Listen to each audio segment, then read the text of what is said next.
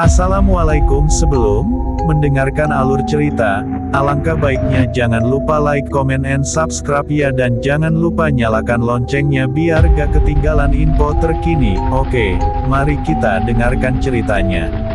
Penumpang hantu. Semua nama, waktu dan tempat dalam cerita ini disamarkan, mohon maaf jika ada kesamaan.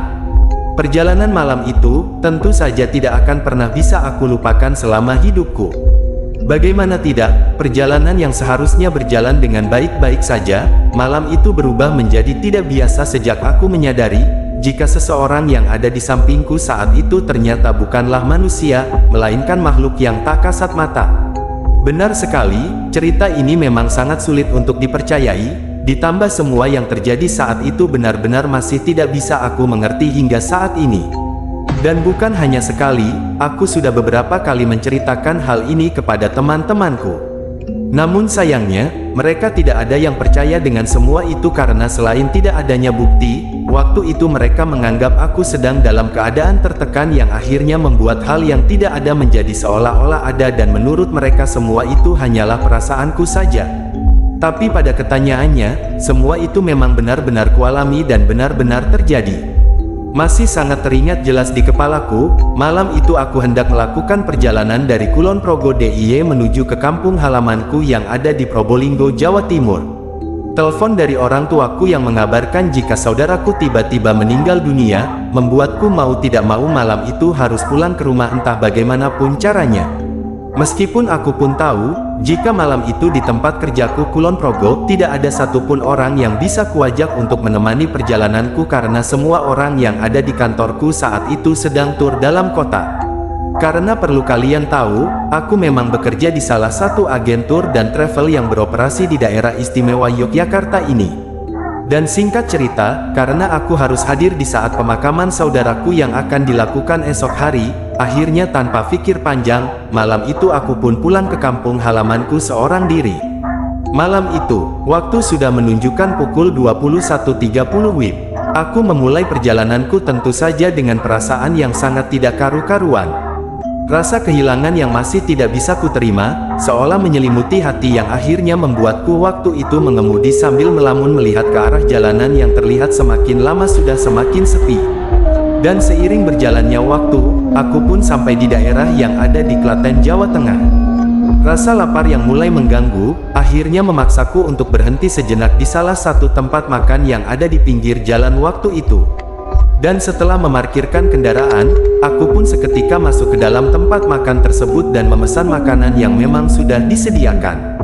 Singkat cerita, setelah aku selesai makan malam, aku pun kembali ke arah mobilku dan hendak melanjutkan perjalananku. Namun anehnya, ketika aku masih memutar mundur mobil dan kuarahkan ke jalan raya, tiba-tiba aku malam itu dihadang oleh seseorang yang terlihat seperti sedang meminta bantuan. "Mas, stop," teriaknya sambil melambai-lambaikan tangannya ke arah depan mobilku. Awalnya, aku sempat mengira jika orang itu adalah tukang parkir yang ada di tempat makan tersebut, namun setelah kulihat dengan lebih teliti lagi, ternyata dugaanku salah. Karena, malam itu aku melihat orang yang menghadang mobilku, adalah seorang wanita muda dengan pakaian merahnya yang terlihat rapi. Dan setelah mobilku berhentikan, aku pun dihampiri oleh wanita tersebut di jendela pintu yang memang berada tepat di sampingku. "Mas, mau ke arah mana?" ucapnya keras. "Mau ke Jawa Timur, Mbak. Ada apa ya?" jawabku sambil membuka sedikit kaca mobilku.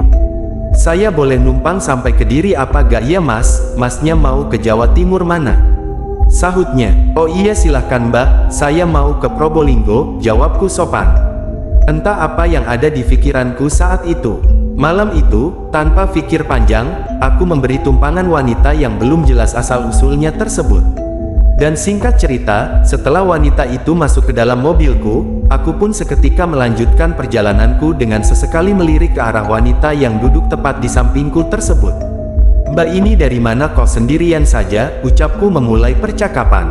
"Saya mau pulang, Mas," jawabnya singkat dengan nada suara yang sedikit lirih. "Asli Kediri ya, Mbak? Kok jauh banget sampai sini? Mbak kerja di sini ya?" imbuhku.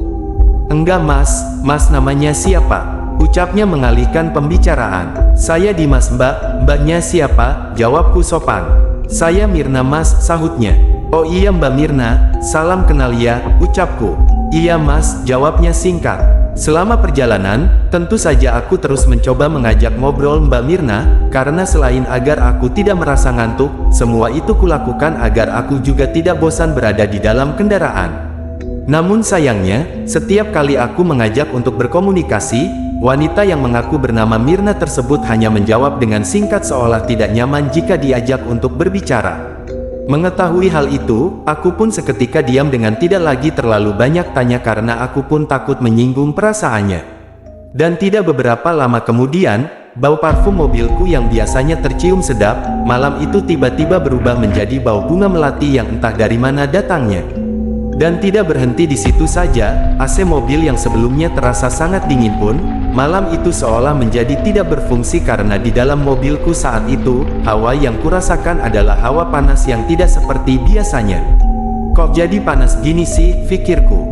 Mengetahui hal itu, aku mencoba tetap diam dengan tidak membicarakannya kepada Mbak Mirna, karena aku pun tahu, saat itu aku melihat Mbak Mirna dalam kondisi melamun seperti sedang memikirkan sesuatu. Dan dengan tetap menahan semua yang kurasakan, akhirnya aku pun melanjutkan perjalananku tersebut yang semakin lama terasa semakin membosankan. Dan anehnya, di tengah-tengah aku masih memacu kendaraanku, tiba-tiba Mbak Mirna mengucapkan pertanyaan yang terdengar sangat mencurigakan. "Mas Dimas ini rencananya mau lewat mana?" tanya Mbak Mirna tiba-tiba. "Saya biasanya lewat Sragen, Ngawi dan terus ke timur, kenapa ya?" Jawabku, "Lewat Magetan saja ya Mas," sahutnya. "Mau lewat kaki Gunung Lawu?" tanyaku. "Iya Mas," jawabnya. Mendengar hal itu, tentu saja aku seketika terkejut. Karena aku pun tahu, jalur Magetan-Madiun merupakan jalur yang melewati rute tepat berada di kaki Gunung Lawu yang ku tahu, jalur tersebut adalah hutan yang sangat gelap jika sudah larut malam. "Waduh, di situ jalannya naik turun Mbak, lagian ini sudah larut malam. Apa gak bahaya lewat jalan itu? Di situ jalannya di tengah hutan loh," ucapku sopan. "Gak apa-apa Mas, aman kok, di situ banyak yang kenal sama aku, nanti aku turun sebelum Madiun deh sepertinya," sahutnya. Dan entah apa yang ada di pikiranku saat itu, malam itu tanpa pikir panjang, aku pun menuruti ajakan Mbak Mirna untuk melalui jalur tersebut. Setelah beberapa lama kemudian, akhirnya aku pun sampai di kawasan yang berada tepat di bawah kaki Gunung Lawu tersebut. Sebuah jalanan yang didominasi dengan tanjakan dan tikungan, membuat aku malam itu harus lebih berhati-hati lagi dalam mengemudikan mobilku.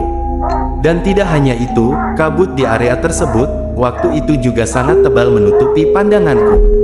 Lampu sorot mobilku yang tak mampu menembus tebalnya kabut, seolah memberi tanda jika tidak seharusnya aku melalui jalan tersebut di malam itu.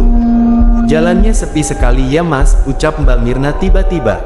"Iya Mbak, ini kan memang bukan liburan atau akhir pekan, jadi ya sepi deh. Biasanya kalau weekend, di sini juga ramai kok meskipun malam hari," ucapku sambil melihat ke arah jam tanganku yang ternyata sudah menunjukkan pukul 2 dini hari. Dan dengan tetap terus berkonsentrasi, aku pun terus memacu kendaraanku perlahan hingga akhirnya aku sampai di kawasan hutan yang jauh dari keramaian. Malam itu, kondisi jalanan tersebut benar-benar sangat sepi dengan tidak adanya satupun kendaraan yang terlihat melintas. Bahkan aku pun juga masih ingat, malam itu aku beberapa kali melihat ke arah spion untuk melihat bagaimana keadaan di belakang mobilku. Namun sayangnya, semua yang terlihat hanyalah kegelapan. Dan setelah beberapa saat berjalan, Mbak Mirna yang sebelumnya hanya diam, malam itu tiba-tiba sedikit bergumam dengan sesekali tertawa-tawa kecil mencurigakan. "Hihihihihi," ucap Mbak Mirna dengan sesekali menggeleng-gelengkan kepalanya. "Orang ini kok aneh ya," ucapku dalam hati sambil melirik ke arah Mbak Mirna yang saat itu terlihat tidak terlalu jelas karena keadaan yang memang sudah sangat gelap gulita. Dan tidak berhenti di situ saja, di tengah-tengah jalanan yang terlihat sangat sepi, Mbak Mirna tiba-tiba sesekali menoleh ke arah luar dengan membuka kaca mobilku seolah-olah sedang menyapa seseorang. "Hei, ngapain di situ? Hai," teriak Mbak Mirna dengan sebagian kepalanya sudah dikeluarkan dari dalam mobilku. Mengetahui hal itu, jantungku yang sebelumnya tenang, malam itu seketika berdetak dengan sangat kencang. Tubuhku yang sebelumnya diam pun, saat itu juga tiba-tiba gemetar tidak karuan karena aku mulai merasakan, jika Mbak Mirna ini sepertinya bukanlah manusia, melainkan setan. Ya Allah, sepertinya Mbak Mirna ini bukan manusia deh.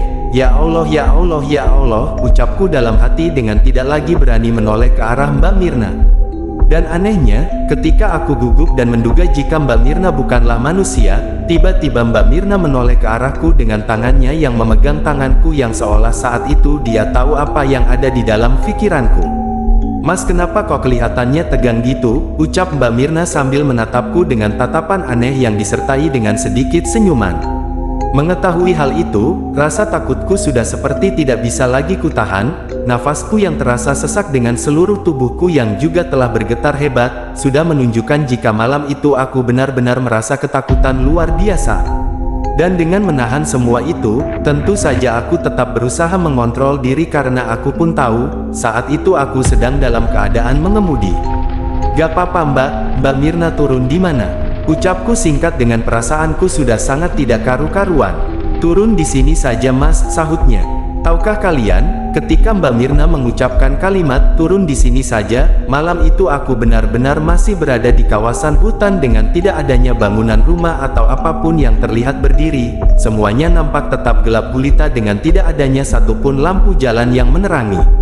Mendengar hal itu, aku pun seketika terkejut bukan main dengan tubuhku yang juga seketika bergetar kencang. Hah, di sini, ini kan masih hutan, jawabku memastikan meskipun sebenarnya aku sudah menduga jika Mbak Mirna adalah setan. Iya Mas, stop, nah, di sini saja, ucapnya sambil menunjuk ke arah sebelah kiri jalan dan tanpa banyak tanya lagi, akhirnya malam itu pun aku segera memberhentikan kendaraanku tepat di pinggir jalan sesuai arahan dari Mbak Mirna. Terima kasih ya Mas, hati-hati di jalan, ucapnya sambil turun dari mobilku perlahan. Iya Mbak, jawabku singkat, dengan selanjutnya aku pun segera pergi meninggalkan tempat tersebut. Selama perjalanan setelah aku menurunkan Mbak Mirna, pikiranku sudah campur aduk tidak karuan. Rasa takut, bingung dan linglung, seolah bercampur menjadi satu di tengah-tengah mataku yang masih melihat ke arah jalanan malam itu. Waktu itu, aku seperti orang linglung Mas, aku dihadang aku berhenti, aku diajak lewat jalan gelap aku mau, dan aku disuruh berhenti pun saat itu aku seketika berhenti. Bahkan, selama di dalam kendaraan pun, wanita tersebut hanya diam dengan sesekali berbicara seperlunya. Dan anehnya, aku sadar jika dia bukan manusia baru ketika aku sampai di kawasan hutan tersebut. Dan tidak hanya itu, waktu itu aku juga seperti baru tersadar, kok bisa-bisanya, aku bersedia diajak lewat jalur tersebut di malam yang sudah selarut itu, ucap narasumber. Dan singkat cerita, setelah beberapa lama berjalan, akhirnya aku memutuskan untuk beristirahat di pom bensin karena pikiranku yang tidak enak jika aku harus melanjutkan perjalananku di malam itu. Hal itu bukanlah tanpa alasan, karena sesaat setelah aku menurunkan Mbak Mirna, di dalam mobilku aku kembali mencium aroma bunga melati yang sangat menusuk. Dan tidak hanya itu, AC yang ada di bagian tengah mobilku pun, malam itu beberapa kali menyala dengan sendirinya seperti sengaja dihidupkan oleh seseorang yang pada kenyataannya, tidak ada satupun orang di dalam mobilku saat itu selain aku. Dan akhir cerita, aku pun berhenti dan beristirahat di pom bensin yang ada di pinggir jalan raya hingga waktu menunjukkan pukul 5 pagi. Setelah itu, aku pun melanjutkan perjalananku menuju kampung halamanku dengan membawa sebuah pengalaman yang mungkin tidak akan pernah bisa aku lupakan. Semoga, dengan adanya cerita ini, bisa menjadi pelajaran agar kita bisa lebih berhati-hati lagi ketika sedang bepergian. Sekian dan terima kasih telah mendengarkan cerita ini. Semoga kalian diberi kesehatan dan keselamatan. Amin.